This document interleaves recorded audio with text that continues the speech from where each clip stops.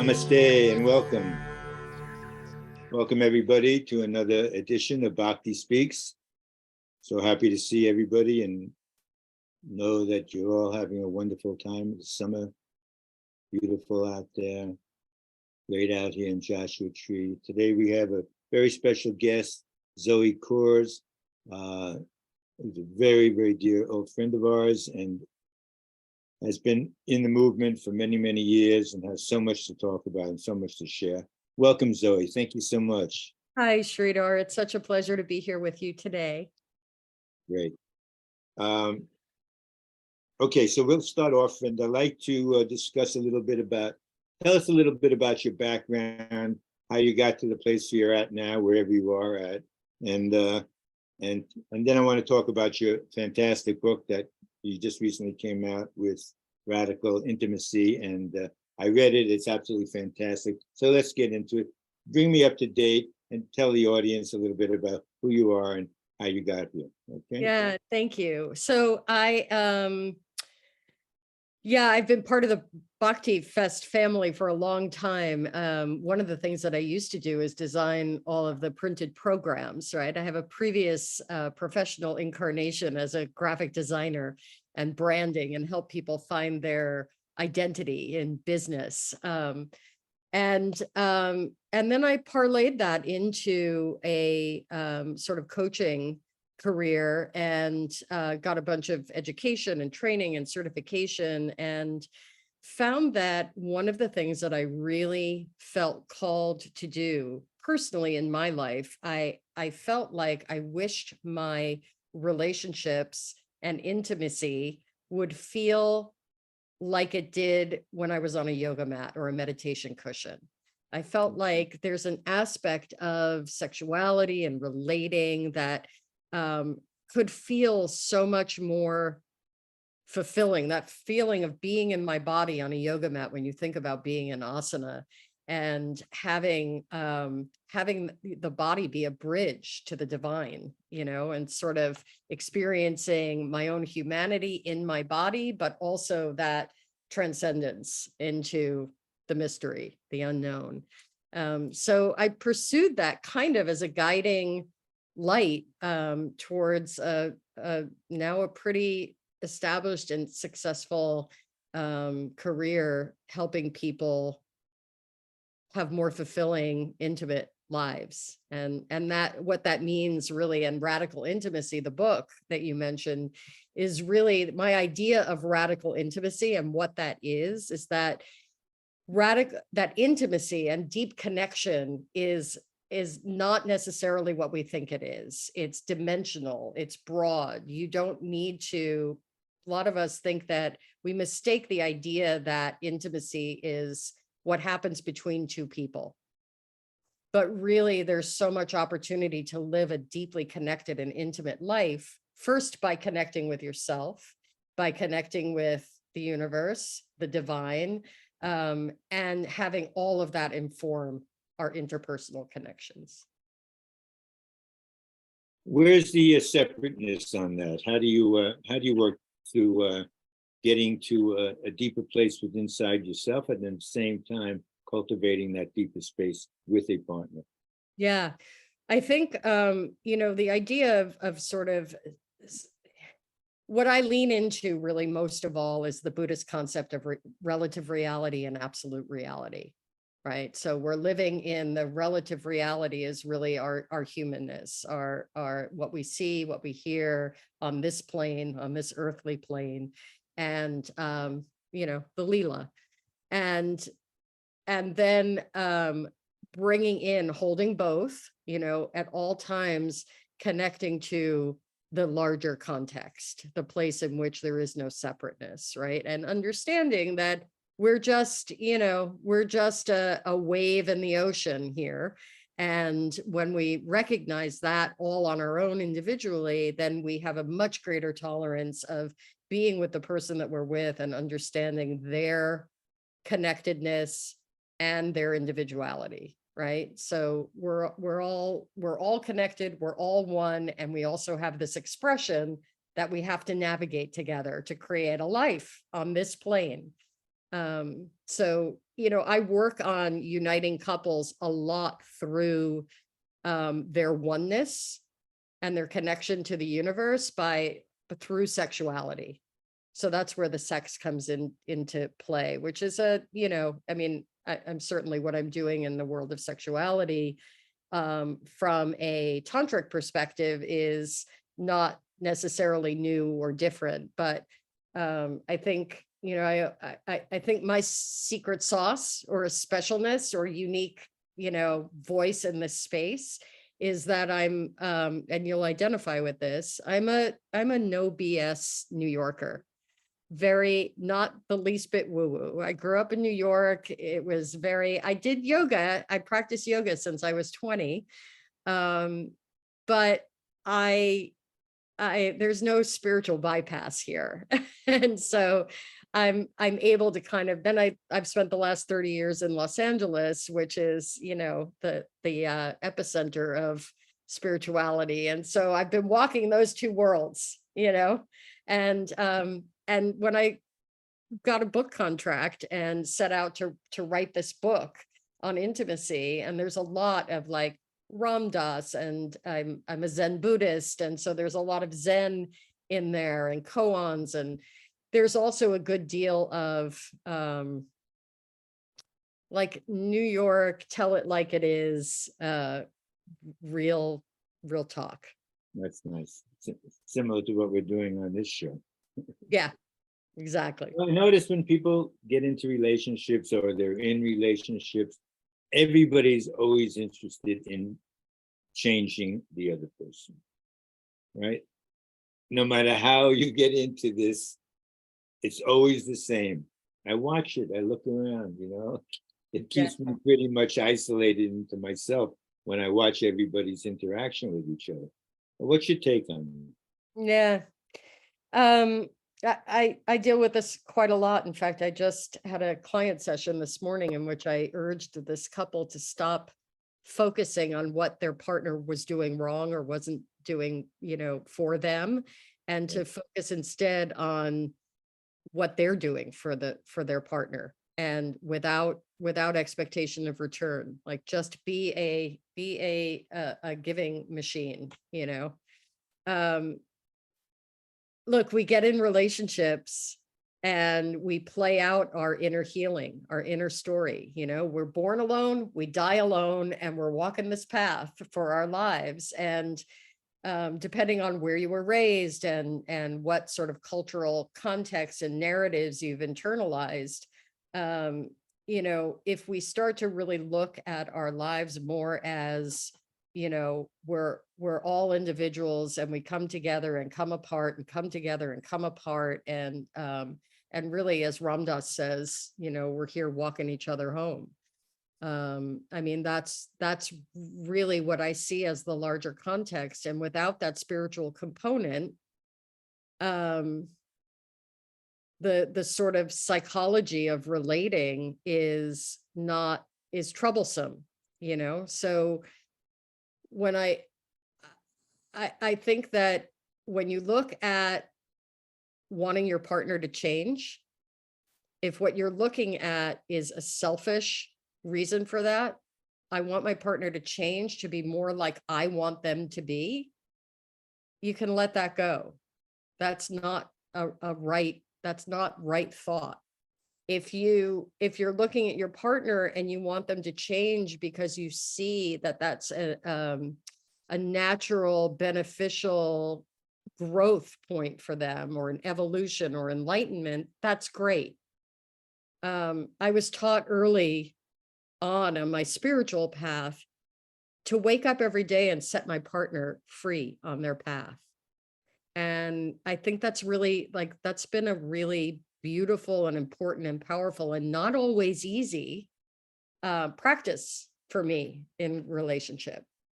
I think for everybody that should, letting each other just be, right? Wake up each day and just thank you.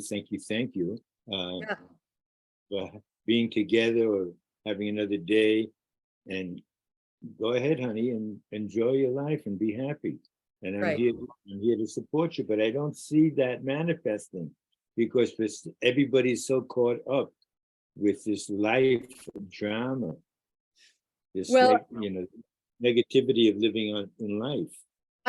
I think that, I mean, I'm curious to hear if you agree with this, but I feel like in the spiritual community, we're no more skillful at relating than in a community that doesn't have any spirituality, you know? Yeah. And it's, well, we see, you know, we see, and this is all cultural conditioning. It really is. Maybe it's a little bit of like human nature, but it's really reinforced by the culture that we live in, where we see our partner as a tool for us. You know, we also see a relationship as partners in a relationship as like two halves of a whole. My other half, we say my other half. Well, that's very cute. It's a colloquialism. It's very cute, but we are not half of anybody.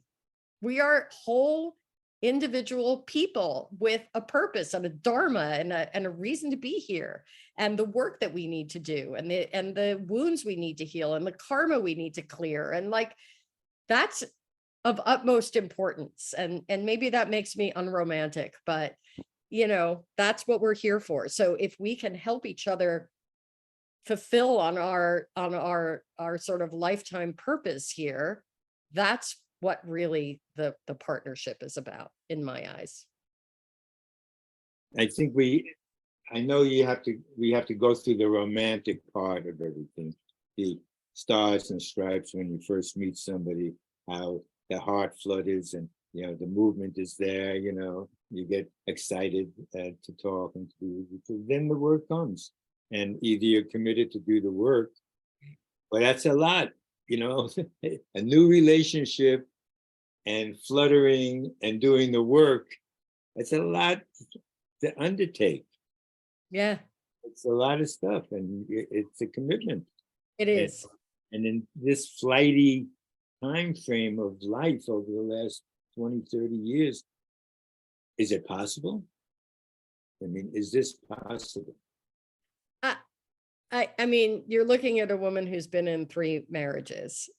So you know, my story, the way my story played out, is that I don't have a long-term marriage, you know, that I've been working and working and working for decades. That's not my story. I think it's entirely possible, you know, and we have couples that we all know, like famous couples that we can turn to and say, like, how did you make this work? What is your experience of this? Paul Newman and Joanne Woodward are a couple who really took the long road together. George Harrison and his wife. And when they asked them, what's your secret to not getting divorced? Their answer was, we don't get divorced. There's no secret. You just decide that you're not going to take that step. It's not all roses. It's not all wonderful. It's not all bliss and joy. It's complicated. It's hard. It's heart-wrenching. It's, you know, long-term monogamous relationship is not for wimps. Yes, I know that one. But, you know, the journey is the destination. So every moment, even the hardest ones, are a gift. It's a gift. But the journey also is the moment, and the moment has to be true to what you think is real and what your heart tells you. Yeah. At the same time, but I noticed that spirituality, you know, people get into, they start doing yoga, they start meditating a little bit. They're more into the yoga and the classes and the social scene, you know. Yeah. Yoga is a social scene. Let's get right down to it, you know. It's a social scene. You know, I travel around the world, I meet people. Oh, I'm a yoga teacher, I'm a this teacher, I'm a that. Really? Yeah. You even know what? I just was in Italy. I was at a retreat center looking it over there for retreats, and somebody was sitting at the table with me, and the head of the retreat center introduced me, and And she said, "Oh yeah, I'm a yoga teacher in San Diego." I said, "Really? Where do you teach?" "Oh, I really don't teach." "Then why are you calling yourself a yoga teacher, honey?" I was right like that. I said, "Do you even know what bhakti means?" She said, "Bhakti?" I said, "Yeah, you're in a place that is a whole bhakti center here, right?" Yeah. You didn't even Yeah. people don't understand these things. It's just what's currently socially acceptable, and Yeah. Facebook and Instagram, and look at me and look at my new clothes and my new Lululemon outfit, and Right. it's so much. It's so much. I think the the fact that yoga, a spiritual practice, has become an industry, a commercial industry, it comes with it a bunch of sort of troubling aspects and phenomena. But that's not to discredit, there are real teachers, real practitioners, and I'll say it, real gurus. You may or may not choose to engage in that model of relating and with a teacher, but I'm a big fan of the guru devotee relationship when it's ethical um and right. But there are plenty of, I think, people who are really yogis, and plenty who are, assuming the lifestyle. Holly, I want to read you a quote and see what you think about this. The Yeah. the purpose of sadhana is to develop real love. God is not interested in big sadhus or saints. God is interested only in sincerity. Mm, I love it. Yeah. I love it. Sadhana for a sex and intimacy coach and a certified sexologist includes a good deal of self-pleasure, and it's through that practice. Like I often think of self-pleasure is really a form of prayer, a form of worshiping the divine, um through my body, and the divine feminine I allow and invite into my body. And it's really where the rubber hits the road for me, of removing the blocks to receiving love, right? In that deconstructed state where I've invited in Shakti to my body, I'm it's impossible for the narrative, the negative self-talk, the unworthiness, all the trappings of humanity, and the ways in which we contract, and the trauma, the residual trauma that we've, experienced and gathered throughout our lives. In those moments of sort of sacred self-pleasure sadhana, um, there's no room in there. When the Shakti comes in, it's so bright that it illuminates all the shadows, and it's through those experiences that we can then go out into the world, into our relationships, into our community, more open and open-hearted and ready to be a vessel for that love. Does that make sense? Yeah. Yeah, absolutely. I want to get back into more of the relationships, and where our upbringing has a lot to do with how we currently function in a relationship. Yeah. And for example, I'm first to admit that I come from a very dysfunctional family, Mhm. even though we're from the East Coast, well-to-do family, and all that stuff was good. But my father cheated on my mother very early in life, but they didn't believe in divorces during that period of time. It was like the Jewish families didn't get divorced on the East Coast, nor Right. did the Irish or Italians, it was Yeah. all, you know, that, Very that, taboo for a long yeah. time. Yeah. So I grew up in a family that fought almost every single day of my life. Hmm. So then I go out onto the world, right? And that's the impression that's been embedded in my psyche. So much happened throughout my life when I reflect back on that had a lot to do with that. You know, so how do you recommend to your clients and to just general people how we can break through? Something's happening here on the screen. Okay, good. How do we break through that and try to heal that stuff? Yeah, it's, it's such a good question. And I really, there are two things that I work with in relating, and one of them is the way we think about relationships, and the other one is the way we feel when we're in relationships, right? So we have to think about what messages, what narratives have we internalized as truths, some of which we don't even realize are there, right? And that's just a deep dive. I mean, you can do that work with a therapist or a coach, or you can do it on your own, but really taking a look at how love was modeled for you, and how it was, and like, how was affection treated, and how was individuality and ideas and sovereignty, and all of those pieces of relating and getting along in the world, and your self-perception and the perception of the people that are in your life. Really taking a look at who taught you to think the way you do about things like, Sridhar, like, like sex is really good in the beginning of a relationship, and then it drops off. And then once you get married, there's no more sex at all. Like, that's a common, we joke about those things, but we joke about that because that's the cultural narrative. Or, women, women overly emotional and men have no feelings. Well, I can tell you in my practice, that's not true at all. In fact, it's just the opposite with many couples.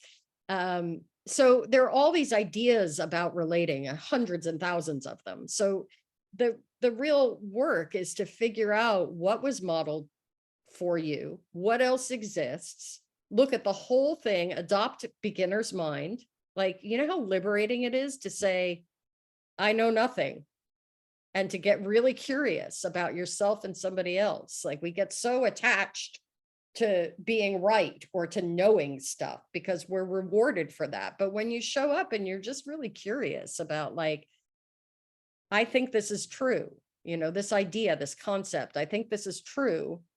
Why do I think that? Who told me that was true?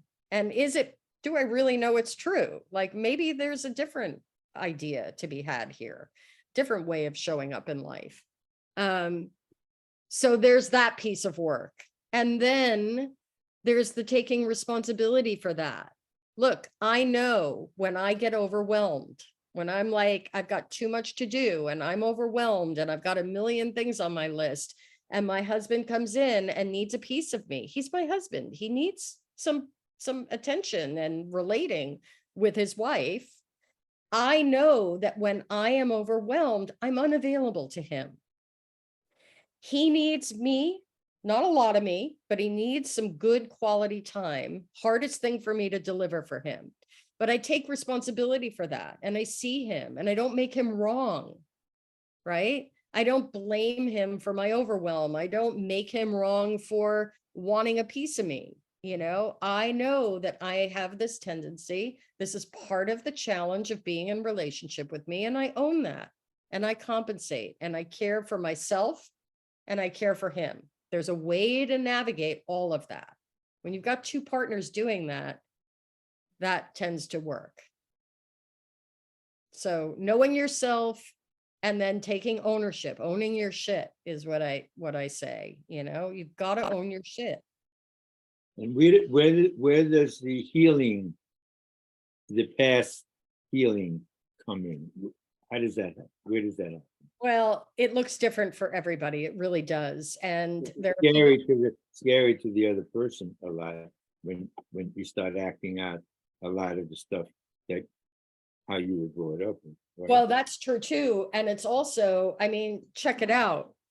we come together to heal each other, and we're attracted to people who are going to present challenges to our wounds, to overcoming. I mean, in the best relationships, right? We come together and we're aware of the work that we're doing as individuals, and we help and facilitate that.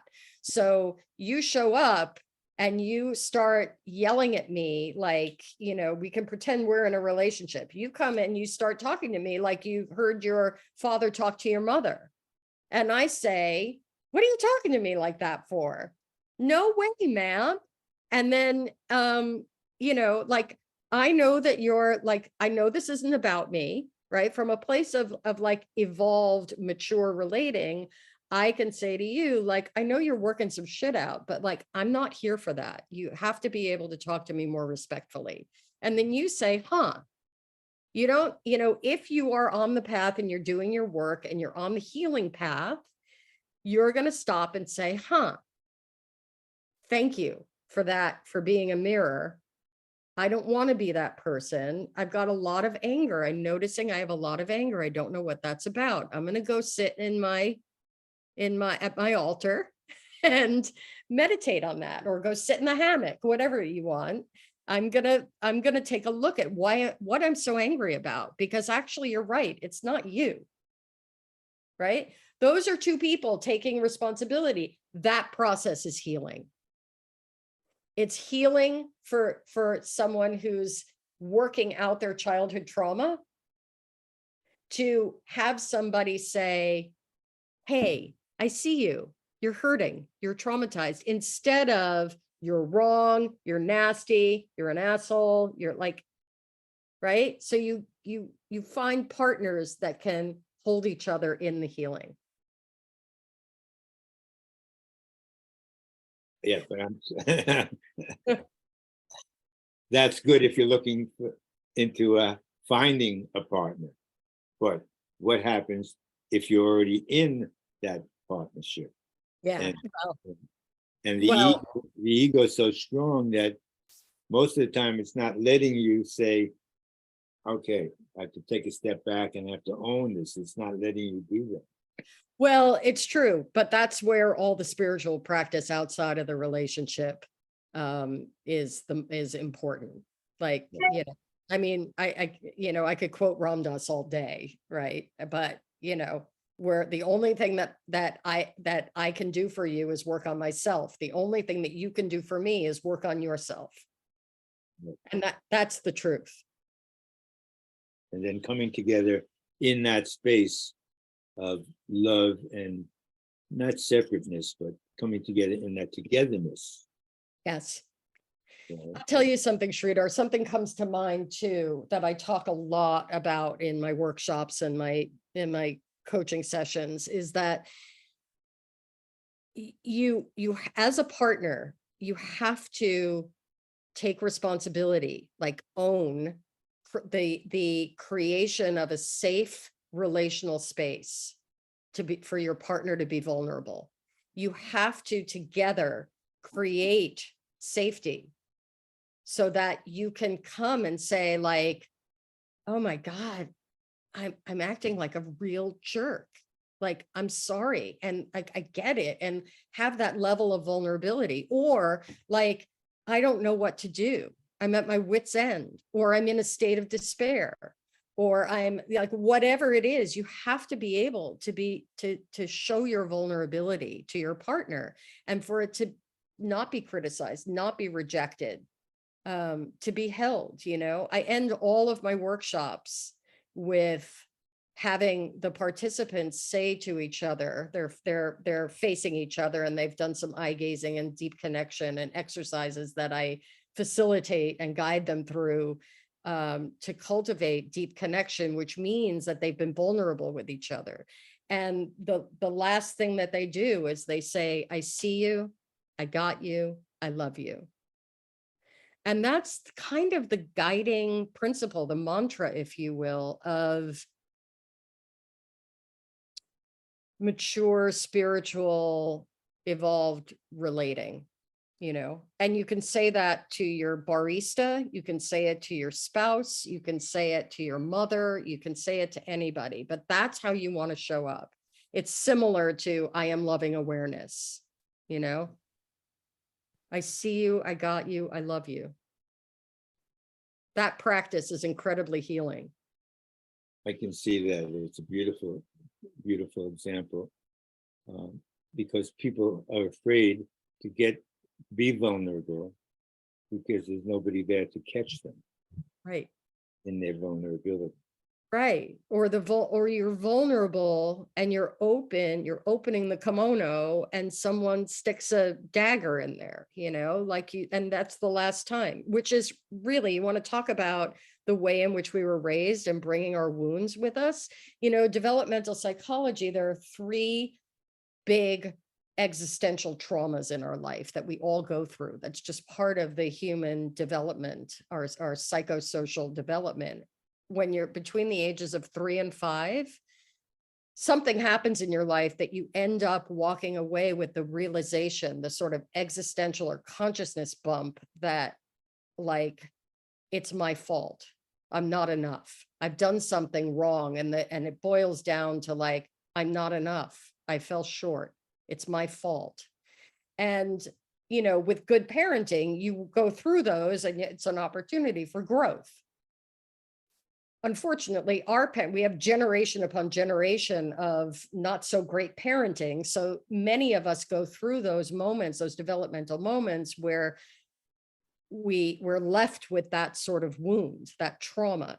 There's another one, I don't belong, which is in adolescence, right? Where you have a big group, and the sort of social structure, the social identity as we're growing up is more important than our own individual identity. Like, there's that, you've raised about 1 million kids, I believe. So, that stage of, like, all of a sudden nothing matters except the friend group. Well, there's another existential bump when you have something happens and the takeaway from it is I don't belong. I'm shunned, I'm exiled, I'm not good enough, I don't belong, I'm being rejected. And then in your early 20s, there's a third one, and that is no one's here to save me. I'm on my own. There's no one can do this for me. I have to do it on my own, right? So that's the third one. And when you go back, that's a very Werner Erhard kind of thing. When you go back to that, those 3 moments, you can pin down some of the wounds that need healing, right? So that's another one of, like, understanding yourself and what you've brought with you, and bringing the work to a relationship. If you have that level of vulnerability with someone, because those are the moments where you've opened the kimono and someone stabbed you, right? So that's some of what happens when we're afraid to be vulnerable in a group or with our partner or something. So going back to those moments and taking a look at what you're really afraid of there. Where does the component of raising children in this aspect come in? I mean, here you're trying to heal and take care of everything from your past, and then the new relationship, and then, of course, then children come on board, and then, oh my God, it gets so far out. Right? I know, it's crazy. So I have, my daughter's 26 and my son is 16 now. So I still am raising them.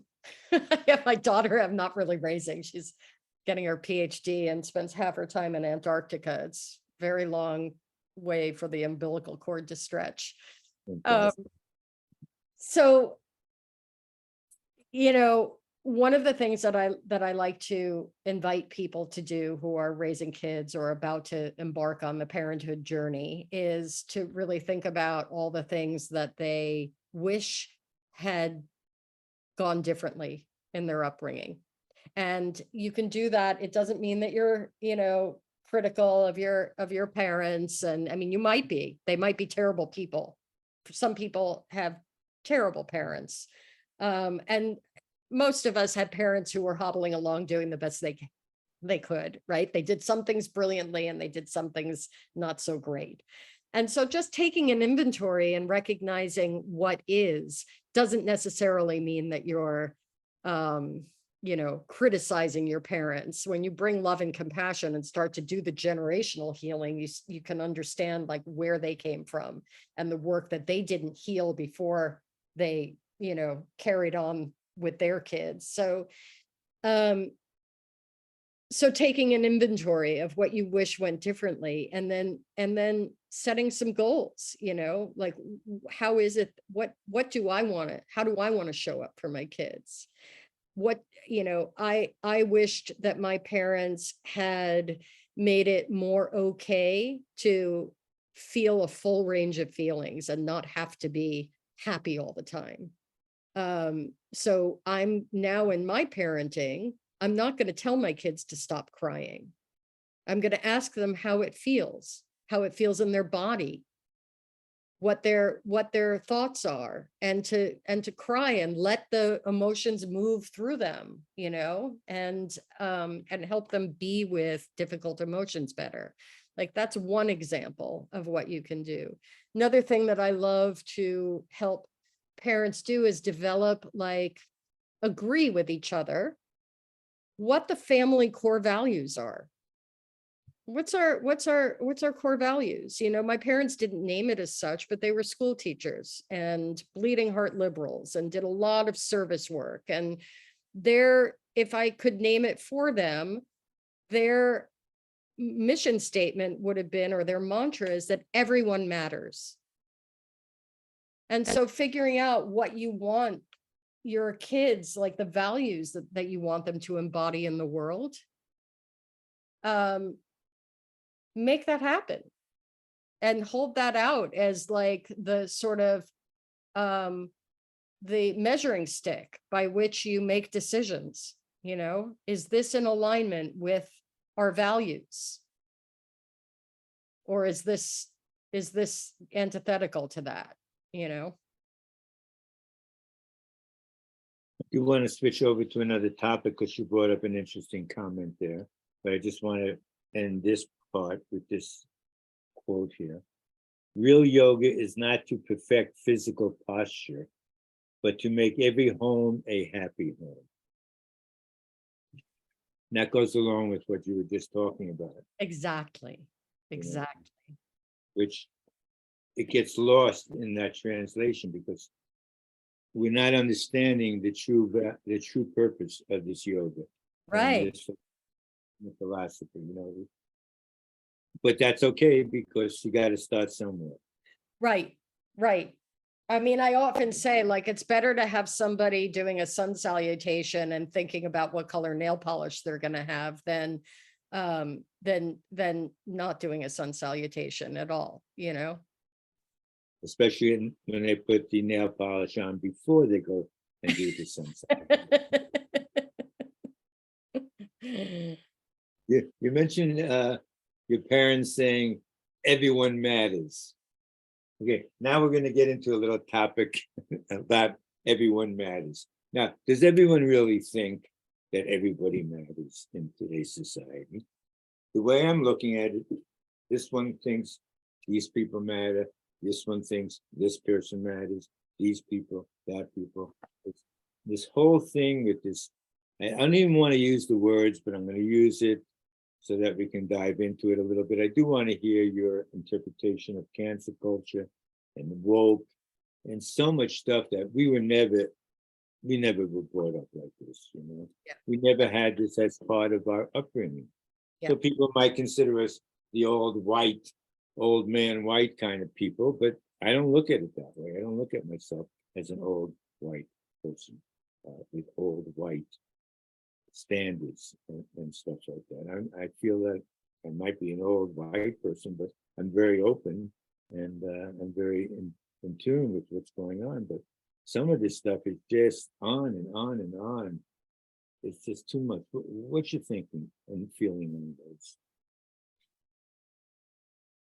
Okay, speaking as a white woman, I just want to say that I'm a cisgendered heterosexual white woman. So that's where this perspective is coming from. I think there's been also, it might be worth mentioning too, that my daughter is Black and her father is Black, my first husband. And we were together for 10 years. And I've been raising a Black daughter for 26 years. So this is not a new conversation to me. I'm very well aware of the level of systemic racism that my family has dealt with.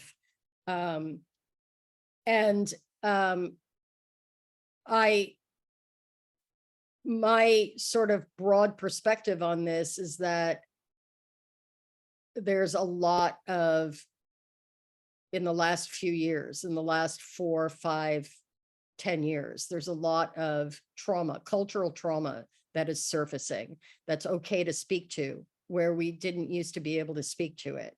And that includes like the Me Too movement and Black Lives Matter and a lot of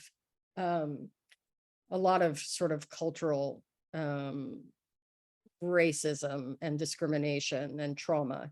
So in the airing of that and in the raising the awareness of it on a sort of a large scale, and also like a systems perspective, but also on an individual level, we're all being asked right now to look at ways in which we have been closed-minded or prejudiced or limiting the freedom and expression of others. And we have to allow, as a society, we have to allow for that to play itself out in a way.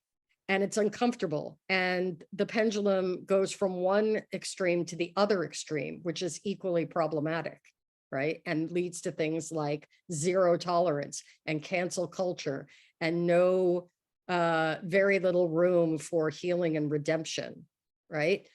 But it's also giving voice to people who have had no voice for a very long time, if ever, at least in this country. And so as it plays out, we will get back to a happy medium. But as long as we have vocal white supremacists and vocal people who are causing harm, actively causing harm, there's a part of us that has to really hold on vigilantly to not allowing that, to fighting that, to being the counter of that. And eventually the hope is that we come back to the middle and relax around people's intention and people's behavior. But as long as there's evidence of real harm, I mean, like the taking of lives harm, we have to hold this end of it up. And the people who are not the victims of this harm, like, white people, we have to show up for that. We have to give voice to the people who have been harmed for a very long time. And who's to determine who's been harmed and who's not been harmed? Who sets that parameter up? I mean, ultimately, the people who have been harmed get to say that they've been harmed. I know from my trauma. Okay, tell me what you think. What's the hesitation there? Because we've all been harmed for the last thousands of years. Every race, every culture, everybody has been harmed to so we're going to go all the way back and start dealing with all the past stuff. Look at the world wars, the wars and the Holocaust and all this, and it's still going. Still anti-Semitism rampant in this country. There's still craziness going on. I travel around the world and go to these other countries. I don't see this much. Yeah. Unless it's really hidden there, but I don't see it as blatant as we see it here in America. Yeah. Well, I mean, I feel as though what's happening in this country is in the United States is largely a lack of spiritual development. We just don't simply, I mean, the pandemic brought that all to the forefront, you know. We just have a sense of entitlement, and that supersedes a sense of service. But then again, all these famous gurus came to America in the 60s, 70s, 80s, 90s, because why did they come to America? Because they felt that America, the West, was the new seat of spirituality, and that India and those countries were going too materialistic, but the West had an opening there. What happened to that opening? What do you think happened? It got confused. Yeah. Yeah. I'm a hardcore traditionalist. I'm always going back to my roots, which is yoga, meditation, chanting, and that's always going to be my baseline. Yeah. But these young people, they don't have a baseline.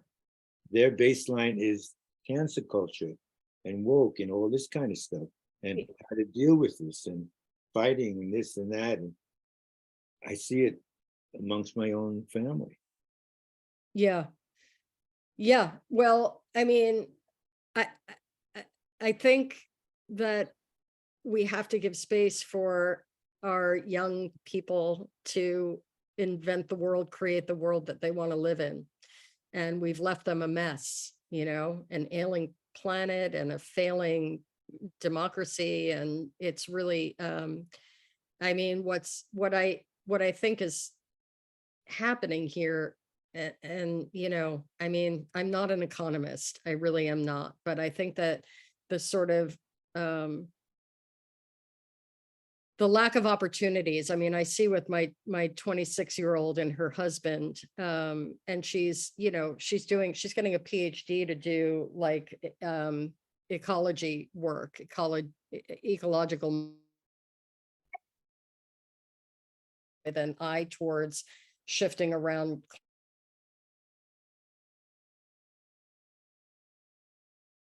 trying to find their way. There's no American dream. They have no idea if they'll ever be able to afford to buy a house. Right. There's, it's a different world than the world that we grew up in, I mean, it's, and so I feel as though the idea of, sort of capitalism and growing wealth and all of that has been like stamped out by, the elimination of the middle class, basically. And so you're either super underprivileged or super overprivileged. And it's really difficult to find a place in the middle. So if we weren't born into privilege, then we end up feeling like othered, like the 99%. You're either the 1% or the 99%. And it's really difficult. It's demoralizing. It's hopeless. It's it gives way to like a certain level of mistrust of authority. And it's not a healthy system. So part of all of this cancel culture and anger and fighting back is tearing down the old ways that don't work. And it's crazy and scary and chaotic, but we need to have that, To a certain extent, but then to be honest, I got to say a few other points on this before we finish, because this is a very delicate issue out there in the world. So I tuned into the Coachella Festival because they were streaming, and every act up there is screaming the N-word and fighting and this and that. And I mean, wow, what kind of energy and what kind of vibration is that for these hundreds of thousands of people to be hearing? And then they go out into the world. That's what they're going out into the world and taking. They're not taking spirituality from that. They're not taking an inner sense of beauty and love and compassion from that. They're just taking anger and meanness and nastiness, and that's what they're taking out into the world. Yeah.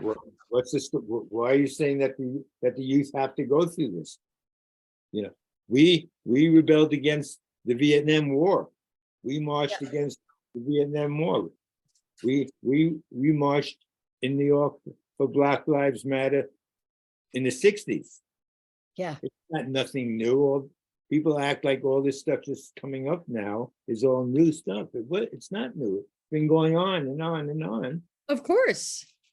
Of Right. course. And where did the work that, I mean, spoken like a true hippie, where did the work that we did in that era, where has it gotten us? Where has it gotten us?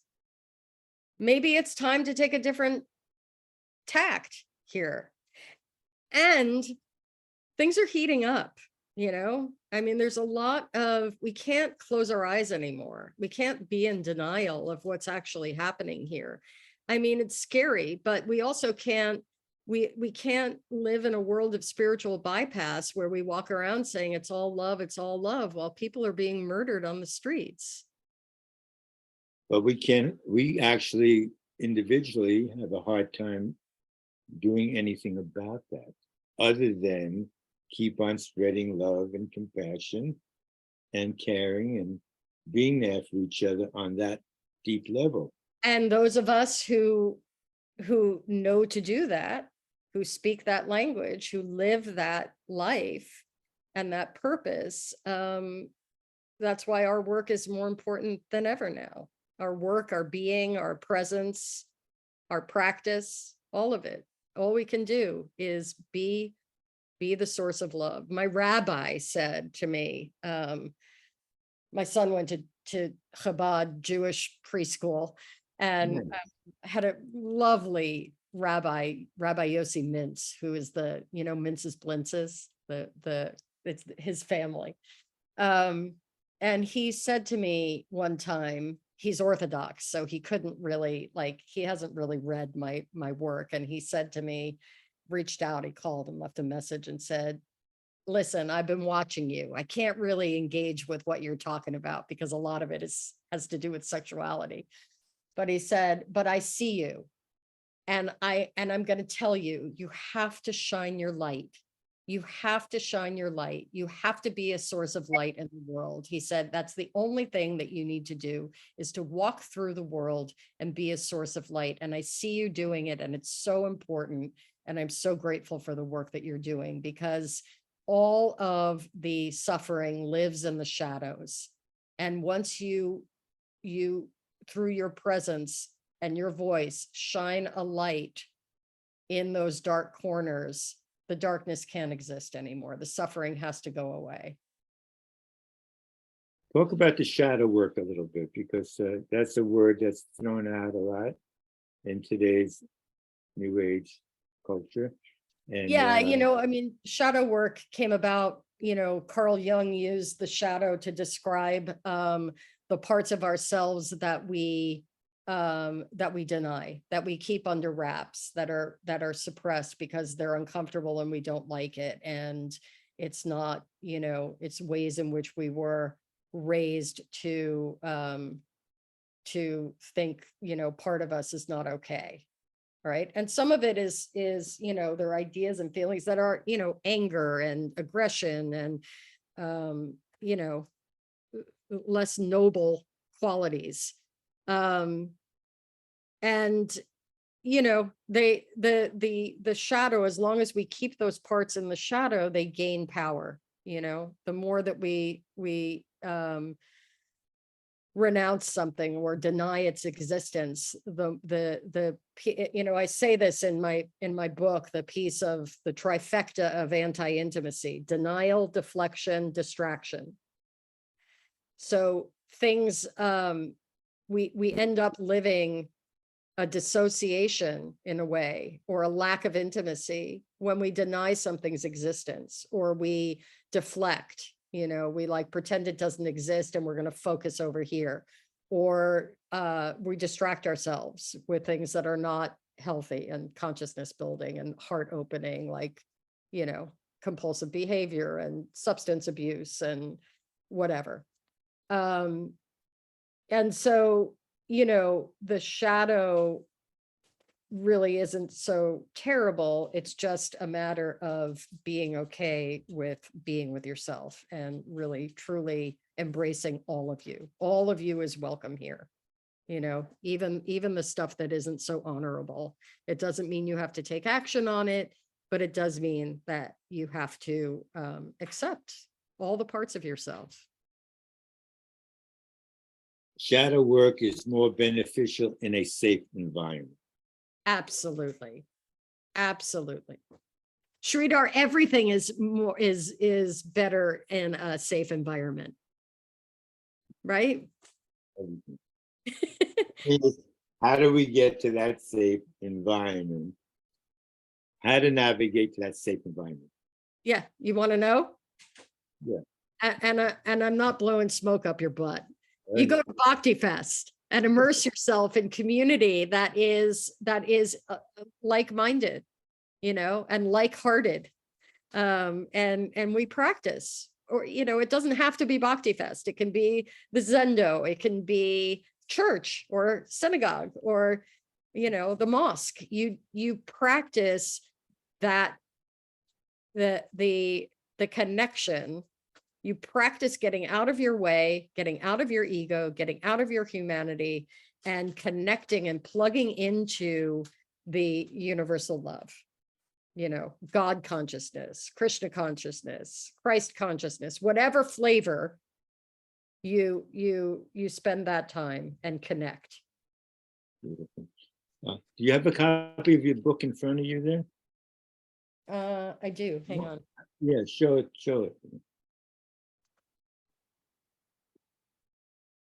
Yeah, I want to take. Yeah, and where can people get that? Amazon?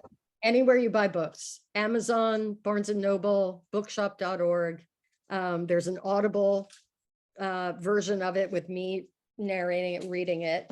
You can go into, you know, brick and mortar Barnes and Noble as well. They'll have it. And you will be at Bhaktifest. You're giving a whole bunch of workshops to women and couples, and that's going to be fantastic. We're looking forward to that. Let me leave you with this little phrase that I've been looking at.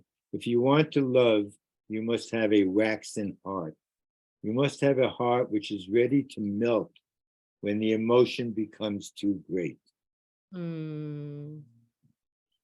love that. Thank you, Zoe. Thank you so much. Thank you, everybody, for tuning in to Bhakti Speaks. We love you all. Hope to see you soon.